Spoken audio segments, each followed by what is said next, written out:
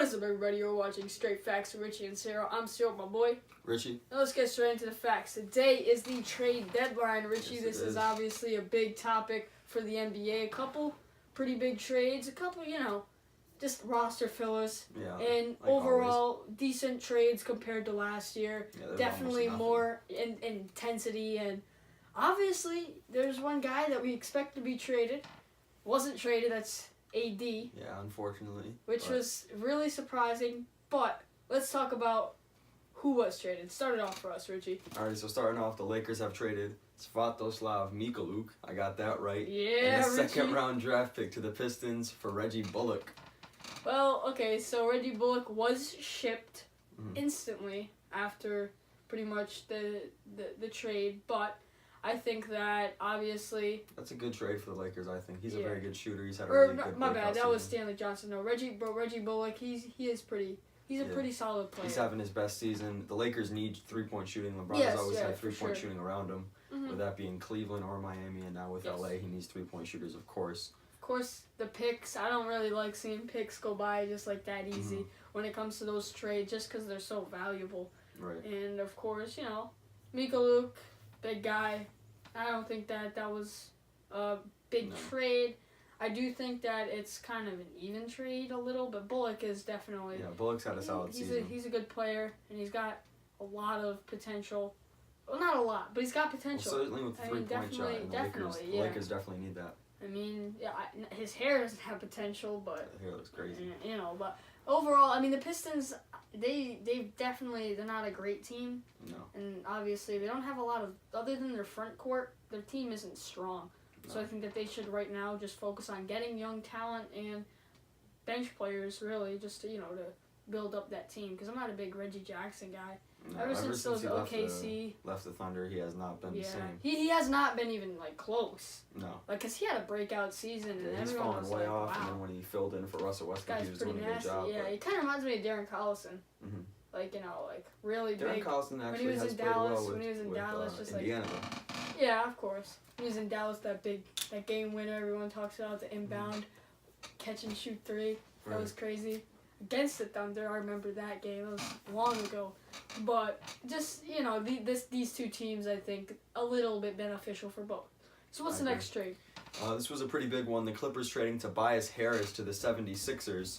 So the 76ers would pick up Tobias Harris, of course, along with Boban Marjanovic, the 7-footer, and Mike Scott, while the Clippers would receive Landry Shamet, Wilson Chandler, Mike Muscala, a 2020 first-round pick, a 2021 unprotected first-round pick from Miami, a 2021 second-round pick, and a 2023 second-round pick. So a lot of picks, for one. Indeed. That's definitely a reason why the trade was made, and I think Landry Shamet has definitely got a lot of talent, and Wilson Chandler was a solid starter for them. And Bobby and Toby stays together, so that's big. I'm glad to see that the bromance continues. These guys, they play great, and obviously Tobias Harris is a monster, having his best season yet. And I think that it's good to see him go to a team that absolutely needed him. Just because the Sixers were lacking that four-man spot, really. Right. I mean, you had Amir Johnson, but I don't think that that's even close. No. Not even I. Everybody knows that that's not even close to Tobias Harris. Tobias Harris's talent is definitely, he's got a lot of potential, and I think that he just fits. Now they've got Simmons at the 1, they've got Redick, they've got Butler, now Harris, and Embiid. So and I think this was I think it was a good trade for the Clippers as well, because they were saying Tobias Harris was not going to re-sign with the Clippers, so you might as well get something for him. Some value, yes. You got some, 3 role players, and then you picked up a bunch of picks. Yeah. Which they certainly need, because they have traded away. They've traded a lot of their Chris Paul, picks, Blake Griffin, DeAndre Jordan. Everyone's leaving. And of course, when they got Chris Paul with that Eric Gordon trade, they traded a lot of their picks, and they've always kind of been lacking picks. And with the Clippers, I think that Gallinari has a big contract, a really big contract, and I think bringing in, I wish they would have made some more trades. I think that would have been helpful for them, just because, they are the 8th seed. They're a good team. But they're going to fall They're going to fall apart. They have one of my favorite players, and one of my favorite rookies, Shai Gilgeous-Alexander. Right. I absolutely love that guy, and I think that he's got a lot of talent, and He's a very solid player. He's only averaging, I think, 11.2. It was at one point that. But, I think that he's a solid player. And the Clippers, like we just mentioned, a solid team. But, of course, because of Tobias Harris. Tobias Harris was definitely the anchor for that team. The leading scorer. Harrell, Gallinari, Gilgeous, Lou Williams. Lou Will. Yep. And Avery Bradley we'll talk about soon, but yep.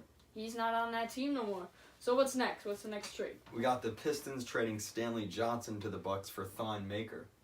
So I kind of do like what the Bucks did with this. Thon Maker definitely not having the past 2 seasons. He wanted to be traded, so.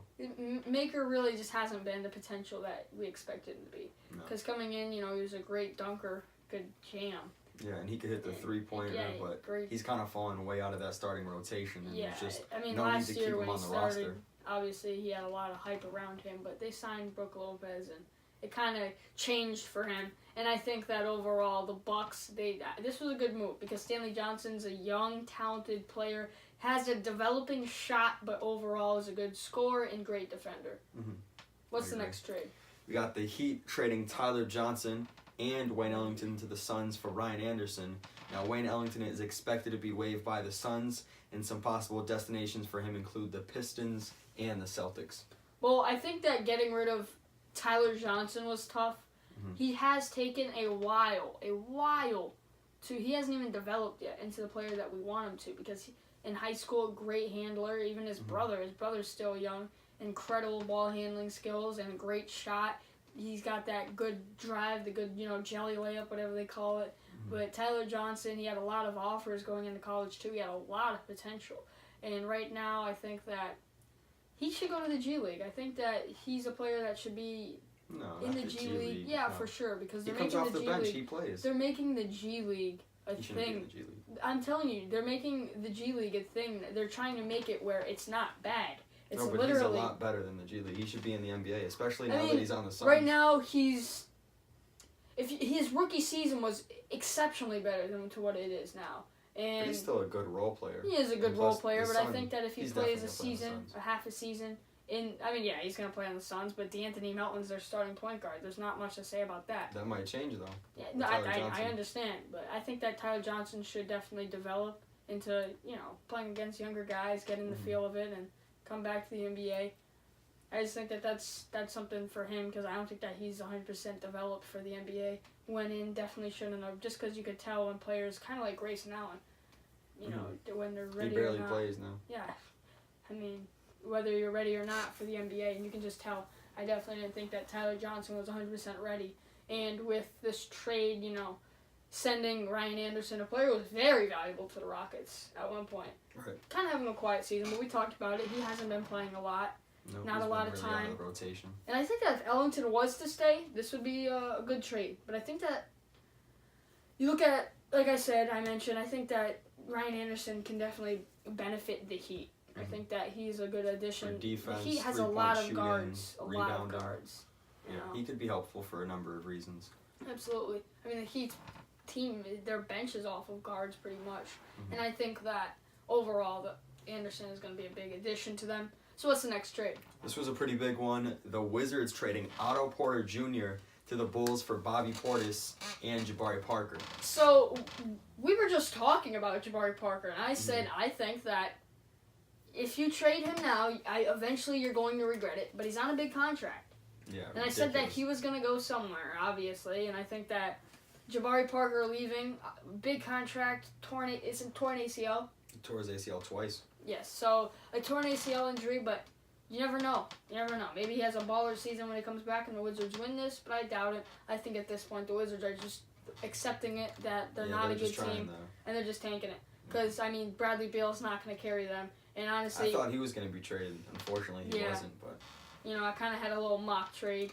Bradley Beal to the Hawks for Dedmon, Collins, and Bazemore. I would have taken that. Honestly. But overall, I think that sending Otto Porter to the Bulls, that's huge. They honestly have a good offensive team. Chicago does. Zach LaVine hasn't skipped a beat since coming back from the ACL surgery. It's a young Chris team. Dunn has played well, even though he's missed some time. Wendell. Lauri Markkanen, even though Wendell Carter's out, he's played well earlier in the year.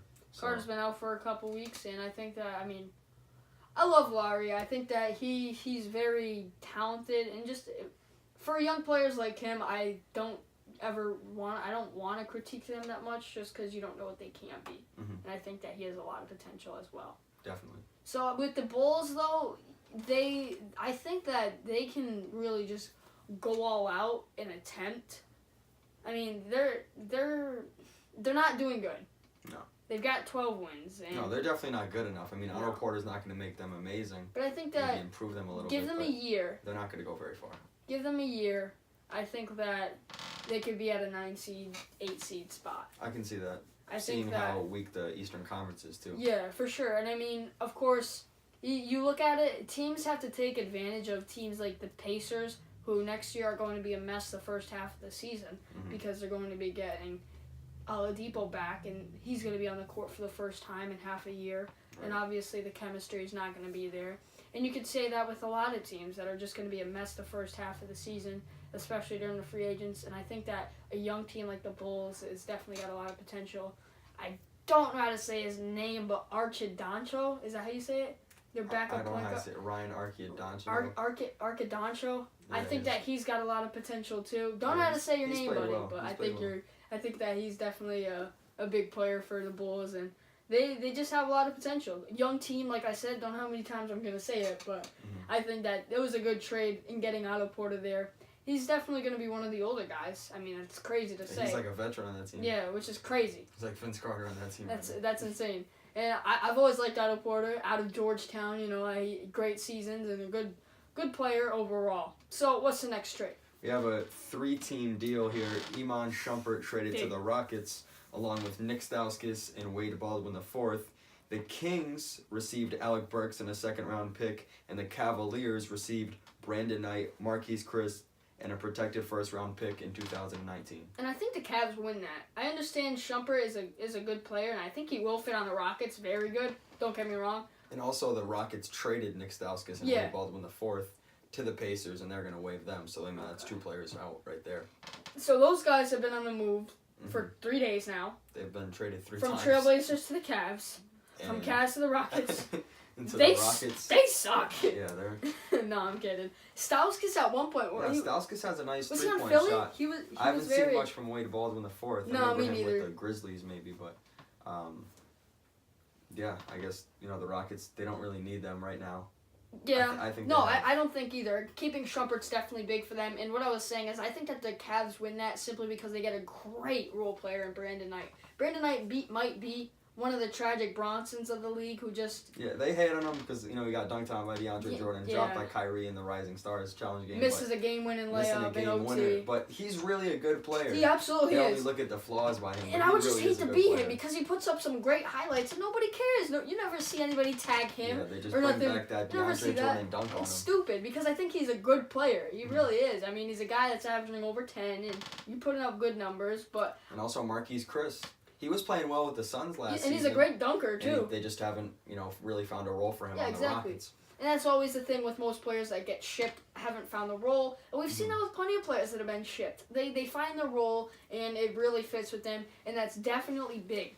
And I think getting that pick, too, is also big. So after that 3-way trade, I say the Cavs win. Who do you think wins that trade?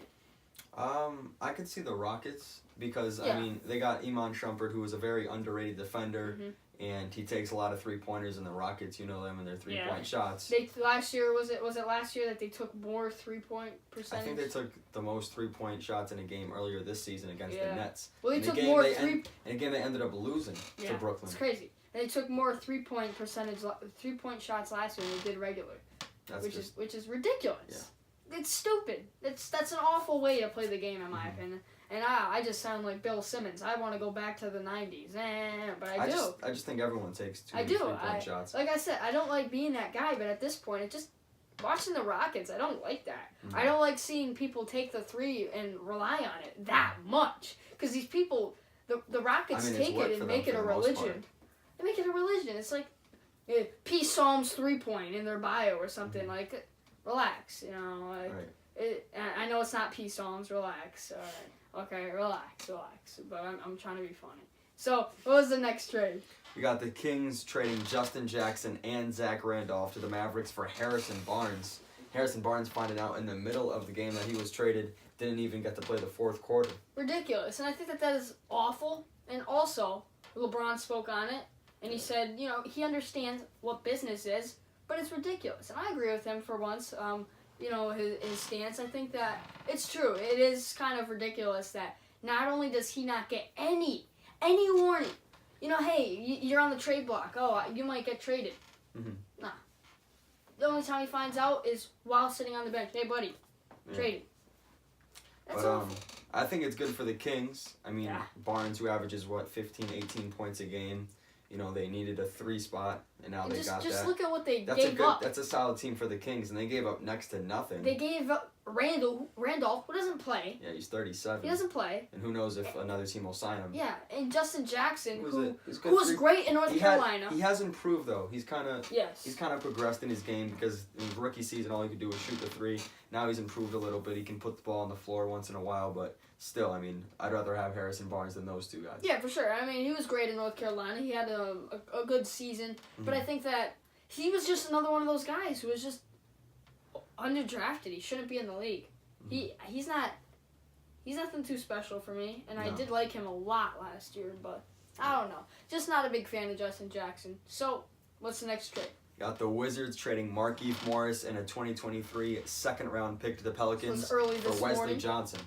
Was this last night? It was midnight, I believe. Yeah, because when I went to bed and I woke up, I got the trade alert, kind of similar to Tobias Harris, but this was a really weird trade, in my opinion, because I don't ever look at Wesley Johnson and say, man, I want him on my team. I would never. Wesley Johnson has been pretty much...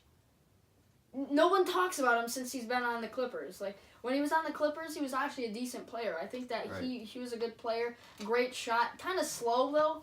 He kind of, I remember when it was him and Jared Dudley on the Clippers, those 2 paired good together when they were shipped from the Suns, and I think that Dudley for Morris it's a robbery, really, like.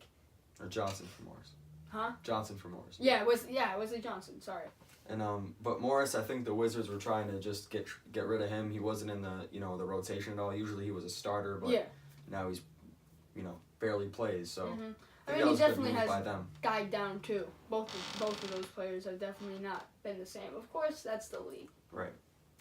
Heading over to the next one, the Rockets trading James Ennis III to the 76ers for swap rights to a 2021 second-round pick. Well, I think that's just like a kind of disrespectful to Ennis. You're not even worth the player, buddy. Get out of here. But, I think that's a good trade. I think it's a good trade for the 76ers, just adding depth to their bench. That's true. Because their bench is very bad. I'm not going to lie to you. Their bench is very bad. And I don't think that's a top But it adds depth to their bench. He's a good 3-point shooter, very athletic. Yes. So, I think that was a good addition for the 76ers. Heading over to a pretty big one, though. The Pelicans trading Nikola Mirotic to the Bucks for Stanley Johnson, who just got traded the previous day from the Pistons to the Bucks, along with Jason Smith and 4 second-round picks. Now, the 4 second-round picks is ridiculous, but we're talking about the number 1 team in the NBA right now. Above the Warriors, above the Nuggets, above the Raptors. And they put up 150 points ridiculous. Yeah. They just acquired Nikola Mirotic. Like, what? Yeah, their bench is a man who picks up 18 off the bench every night. Right, is now on the 3-point shot. And the Bucks have improved with the 3-point shooting. That trade had me very shook. I was just like, that was definitely a win for the Bucks. The Bucks just stole Mirotic. Honestly. Like, they didn't trade great players. They traded a lot of picks. And adding great depth to their bench again. I would trade Jason Smith and I would trade them both for, like, I don't even know. Like, that's crazy. Mirotic is a very underrated player, and I think a good addition. Definitely overall a great addition, I should say. Yeah, that was a great move by the Bucks. They really stole that one from the who was it? From the Pelicans. My fault. From the Pelicans, that was a great trade though. Heading over to the next one, the Grizzlies trading Garrett Temple and JaMychal Green to the Clippers for Avery Bradley. I think that Avery Bradley, we keep talking about this, kind of died down, since he left the Celtics. He definitely hasn't been the best He just hasn't been player the, that he had. the same. but he's still going to be one of my top defenders. Oh, he's still a great defender. That hasn't changed about him. Just his offensive game. Yeah, for has sure. kind of depressed. For sure. Yeah, and he was a 3-point specialist at one point in his career. Well, that mid-range off the screen Yes. was like his bread and butter. That would go in 9 times out of 10. For sure.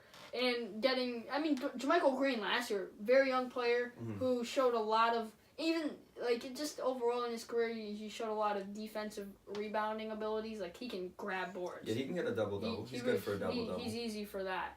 And I think that's a good trade. That's a very solid, and also, Garrett Temple, good 3-point shooter. He's a great 3-point good shooter. Good perimeter defender. Yeah. I think it's a very, like, equal trade. And honestly, I think the Clippers might win that. Just because, Grizzlies get Bradley, who's getting older. We'll have to wait and see if he fits in that system of the Grizzlies, and he's going to get a lot of playing time with all the people they have traded. Well, somebody was we're traded. We're getting to that right now. Somebody was traded. The Raptors trade Jonas Valanciunas, DeLon Wright, C.J. Miles, and a 2024 second-round pick to the Grizzlies for Marc Gasol. Poor Mike Conley. I know, right? He's all by himself right now. Oh my God. That tough. Is awful. We were talking about how the Grizzlies at one point were such a solid team and like they looked so good, but they'd make the playoffs all the time. But and then January, I believe they had 2 wins in the month of January. At one point they were 0 for 6. Yeah, I don't know what's going on with them. That's crazy. And also, Marc Gasol, we saw the articles that Shams was saying how what was it? His jersey number was in the trash bag? Yeah. And then he left the game at halftime last night. Mm-hmm. And then there was strong talks with him in the Charlotte Hornets. Yeah, for a while. So I thought he was just going to go there. And especially because the Hornets, they wanted to move guys, Cody Zeller, Bismack Biyombo, Nicholas Batum. To clear that salary. Yeah, to clear that salary. And I think that with Gasol going to the Raptors, that's just... Yeah, the Raptors that's are something ridiculous. else right now. The Bucks and the Raptors definitely won and the trade deadline. And finally, the Raptors get a good, obviously Valanciunas was out. But they have a real center. Is now, Ibaka doesn't have to play that. And right, so Ibaka moved down to the 4. Crazy P moved to the 3. Stay at the 4. Yeah, oh yeah. Gotta love Siakam at the 4. But where'd you put Siakam at the 3? Or No. Whoa. Because you would have... So who's coming off the bench? I would say Ibaka. Ibaka come off the bench? because you look at it like this. You got Lowry, Green, Leonard, Siakam, and Lopez or Gasol. That's a solid. That's a solid top 5. Off your bench. That's real big. And they have a pretty good bench even without. I don't think that Crazy P's gonna like that. Miles, yeah. They have Norman Powell. Yeah. So.